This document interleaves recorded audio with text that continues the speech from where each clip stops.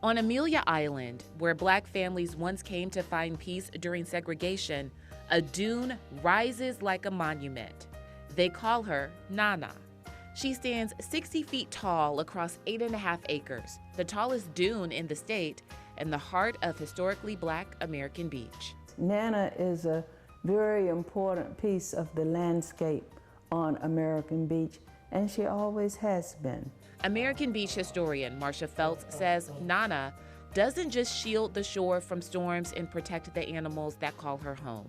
She guards the soul of the community, protecting it from erosion of both land and legacy. Feltz says environmental activist Maveen Besh, also known as the Beach Lady, was the driving force in protecting the dune system from development. Marveen didn't have children, but I would call Nana Marveen's baby. And she protected her, and she fought for her. The great-granddaughter of the beach's founder and Florida's first Black millionaire, A.L. Lewis, Maveen donated much of her wealth to environmental causes and spent decades protecting this sand. In the 1980s, the very company her great-grandfather founded, the Afro-American Life Insurance Company, sold Nana Dune to developers while struggling to survive in a post-segregation era. For Maveen, it was a devastating loss. She spent the rest of her life trying to get that land back. She went after it politically. A.L. Lewis Museum Executive Director Carol Alexander says Maveen led the charge to save Nana, and together they fought to make sure the dune would be protected forever. This would have been the worst part of history, heritage, and the environment. This would have been a high rise. This would have been swimming pools and a resort.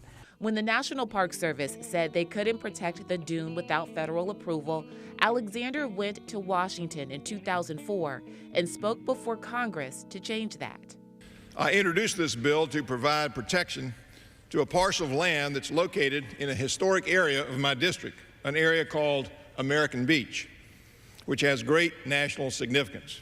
Congressman Andrew Crenshaw stepped in, turning a decades-long fight into federal legislation that would finally protect Nana for generations to come. While this nation was struggling to find equality within its shores, American Beach provided a relaxing, culturally unique spot for African Americans to gather along the ocean's edge. So I support this addition to Timucuan and others like it, where willing property owners and the National Park Service can work together as stewards of our national treasures. The bill was signed into law by President George W. Bush later that year. It was important for Maveen to preserve this as she was preserving the history and legacy of American Beach. There's so much history of how we acquired the land. There's so much history how we were segregated from God's oceans. So that was very important to her. History, legacy.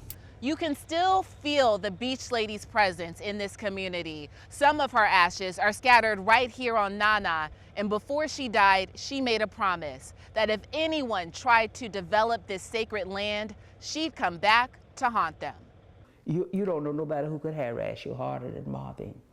And when she got on you, she was worse than a bee. Maveen died less than a year after protections for Nana became law, but her memory never left the dune. Even generations of kids now know who the Beach Lady is, so the spirit does stay alive.